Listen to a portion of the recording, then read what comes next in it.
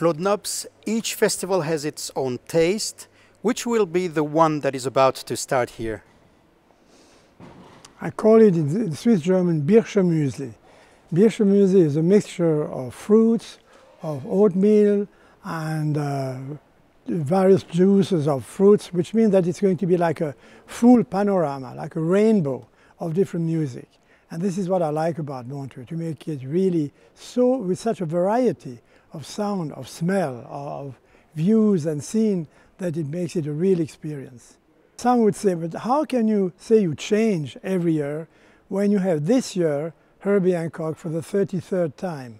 For the simple reason that if you check what he did every single year for the past 33 years, every time it's with new musician or different musician, it's new tunes, new arrangement, and it's the perfect way to show the evolution and what an artist can deliver to the audience. Now, what are we going to do as far as the program is concerned?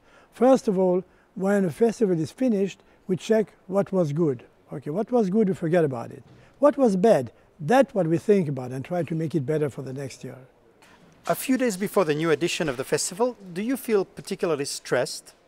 Oh yes, I'm stressed, you know. Oh, I'm going to fall down. I'm so afraid, you know. I'm freaking out. Actually, you know, one of the biggest nights will be the night called Freak Out, which will be the biggest disco night of all time on the 13th, Friday 13th of July, with Nile Rodgers and Mark Ronson, the two biggest disco music producers in the world, and they come with a whole amount of DJs, of bands, of Cerrone, of Martha Wash, of Tavares, you know, all kind, and of course Chic, and of course Nile Rodgers will also play. I mean, that's going to be one of the most exciting nights, I think, of the 46 years of the festival. In terms of responsibility, what is your role now beside being the father of this enormous event? The grandfather. You know, this year I celebrate my 50 years in music.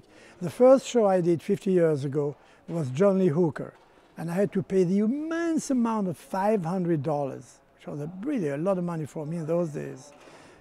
A few years later at the festival, John Lee Hooker got $50,000. And I felt very good because that's what he deserved. But anyway, to get the whole running, you need people, and you need a lot of people. When I started in 1967, there were 2 or 3 friends with me. I was doing the cooking, getting the people at the airport, trying to fix the light, the microphone. Everything was going wrong, everything was going late, but the music was already great. And we were able to catch it on television and to catch the sound. Now, of course, I have a great team with me, mainly with Mathieu Jaton, who is a Secretary General, and he could take over in a minute. He knows music, he knows the people, he loves them, he has a connection, and he gave me free hand to do a lot of crazy projects like the Freak Out night and many, many other nights where, as an ex-cook, I'm going to add on spices and put a little bit more pepper, which is one band more, and have this solist here, and make it a big dinner. Is there, in your opinion, as much creativity as there was, for instance, in the 60s or in the 70s?